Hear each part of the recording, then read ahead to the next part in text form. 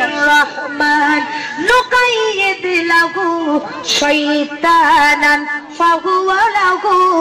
قرين যে ব্যক্তি জিকির করে না ওই ব্যক্তির ঘরে আল্লাহ শয়তান বন্ধু চাপে দেয় কিন্তু কোন জিকির নামাজ পড়ার নাম হলো জিকির কোরআন তেলাওয়াতের নাম জিকির আল্লাহকে স্মরণ করার নাম হলো জিকির আমার মাদান নারী পুরুষ এক জায়গায় তরবারি বাজায় তুমি বাবা তুমি কাবা তুমি আমার সবই তোমার নাম জপলে বাবা তোমার নাম জপলে বাবা আগুন হয়ে যে পানি জোরে জোরে কর নাউজুবিল্লাহ এই ধরনের জিকির করা যাবে না আমার মাদান জিকির যদি করতেই হয় নিরালা বসে জিকির করো তাহাজ্জুদের নামাজের বিছানায় জিকির করো একা একা আল্লাহকে ডাকো আল্লাহ তোমার সঙ্গে উদুনি আস্তাজিব লাকুম যেভাবে ডাকবা আমার আল্লাহ তোমাদের ডাকে সাড়া দেবে জোরে জোরে বলেন সুবহানাল্লাহ মা বোনেরা আমার আল্লাহ পাক বলছে বান্দিরে দুনিয়ার শান্তির জন্য তোমরা টাকার পেছনে দৌড়াও সুদের পেছনে দৌড়াও ঘুষের পেছনে দৌড়াও নামাজ আখলাক চরিত্র সব বাদ দিয়ে খালি টাকার পেছনে দৌড়াও দুনিয়ার শান্তির জন্য কিন্তু তুমি যে এই দুনিয়ার মহব্বত করো এখনই যদি মারা যাও এই দুনিয়া কিন্তু তোমার মহব্বত করবে না জোরে বলেন ঠিক কি না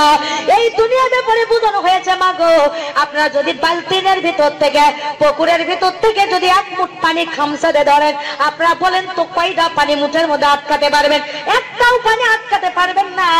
এখনই যদি মালিকুল মউত হযরত আজরাইল আলাইহিস সালাম চলে আসে এই পৃথিবীকে আমরা তিনতলা বিল্ডিং দেই না কেন প্রাইম মিনিস্টার হন না কেন ওসিডিসি হন না কেন আপনি কিন্তু এই দুনিয়াকে রক্ষা করে রাখতে পারবেন না কিন্তু আপনি এখনই মরে যান এই দুনিয়া কিন্তু আপনি বলবে না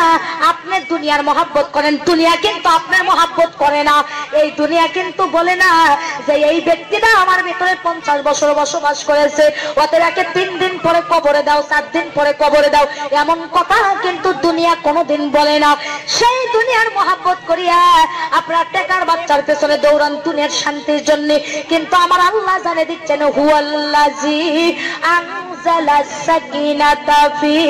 কুলুবিল মুমিনিন ও বান্দী তুমি যদি মুমিন হও তাহলে শান্তি তোমার পেছনে দৌড়াবে শান্তির পেছনে তোমাকে দৌড়ান লাগবে না আমি আল্লাহ শান্তি তোমার পেছনেই দৌড়াবে জোরে কোন সুবহানাল্লাহ মানলে 5 ওয়াক্ত নামাজের দরকার আছে না নাই আর আমাদের সমাজে কিছু মা বোনদেরকে দাওয়াতি কাজ করতে গেলে আল্লাহ তো কোরআনে বলছেন কুনতুম খায়রা উখরিজাত লিন-নাসি তা'মারুনা বিল মারুফি ওয়া তানহাউনা আনিল মুনকার তোমরা 18000 মাখলুকাতের মধ্যে উত্তম জাতি তোমরা মানুষকে সৎ কাজের আদেশ দাও অসৎ কাজের জন্য বিরত রাখো আর আমাদের সমাজে হক কথা বলতে গেলে তার আর বন্ধু থাকে না জোরে কোন ঠিক কিনা কিছু তাউস মহিলা আছে নিজেরা ইসলাম মানে না অপরের ক্ষতি করে নিজেরা নামাজ পড়ে না অন্যের নামাজ পড়া দেখলে টিটকেরি দেয় এরকম আছে না নাই কয় তুমি বড় হাজি হয়ে গেছো কয়দিনের মন চেয়ে গেছো মন ঠিক থাকলে কিছুই লাগে না বলে কি বলে না জোরে কোন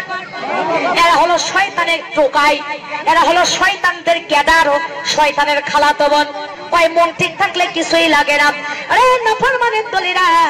তোমরা মন কবে ঠিক করবা কবে নামাজ পড়বা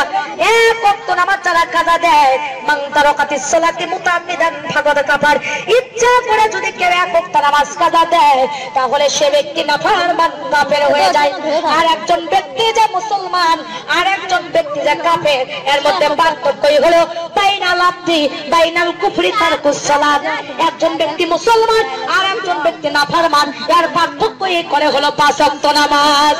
আমার মা বোনেরা কিন্তু কোরআনুল কারীমে এসেছে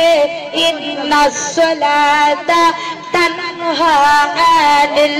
ফাহশাই ওয়াল মুনকার নিশ্চয়ই 5 ওয়াক্ত নামাজ সঠিকভাবে তোমরা যদি আদায় করো তাহলে তোমাদের মন কোন দিকে গেছে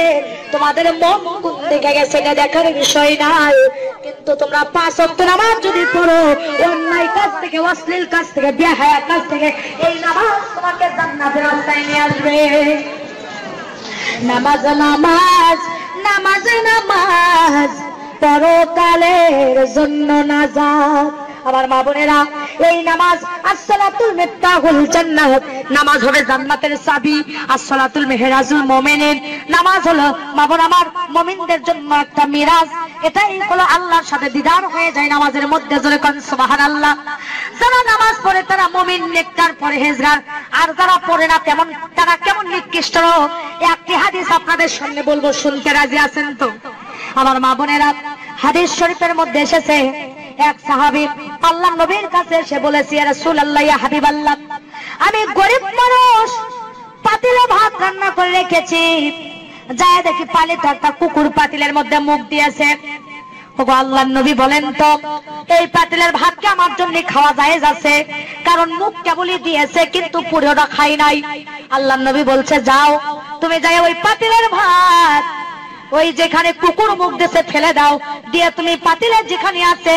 7টা ধোয়া দিয়ে তুমি খেয়ে নাও। আল্লাহ নবীর সাহাবী বাড়িতে আছেন, আসে দেখি ওই পাতিলের মধ্যে পালিত একটা বিড়াল আমার মুখ দিয়েছে। আবার নবীর কাছে গেছে, একজন পল্পা বুঝবেন, যা বলছি, ইয়া রাসূলুল্লাহ, পাতিলের মধ্যে যায় দেখি গো আবার একটা পালিত বিড়াল মুখ দিয়েছে, এখন কি খাওয়া যায়? যাচ্ছে বলে, হ্যাঁ, বিড়াল যেখানেও মুখ দিল ফেলে দাও, দিয়া ভালো খানি তুমি আবার 3টা ধোয়া দিয়ে দাও, নিয়ে তুমি খাইয়া দাও। বাড়িতে সাহাবী এসে দেখে একজন বেনামাজি মহিলা তার পাতিলের মধ্যে হাত দিয়ে ভাত বেড়ে নিয়েছে। কিন্তু আবার নবীর কাছে গেছে, মহিলা জানে না কুকুর মুখ দিয়েছে, বিড়াল মুখ দিয়েছে।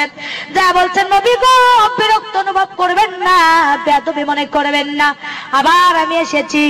আপনি যে কুকুর মুখ দিছিল 7 ধোয়া দিয়ে খাওয়া জায়েজ করে দিছিলাম,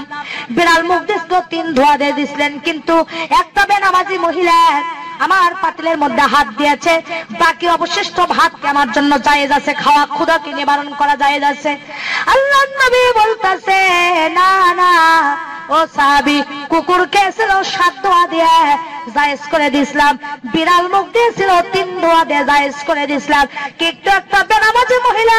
ওই পাতিলের মধ্যে হাত রাখার কারণে 500 ধোয়া দিলেও তোমার জন্য জায়েজ নাই। কারণ একটা কুকুরের চাইতে, বিড়ালের চাইতে বেশি নিকৃষ্ট, বেশি নাপাক জাতি, ঘৃণিত জাতি একটা বেনামাজি মহিলা।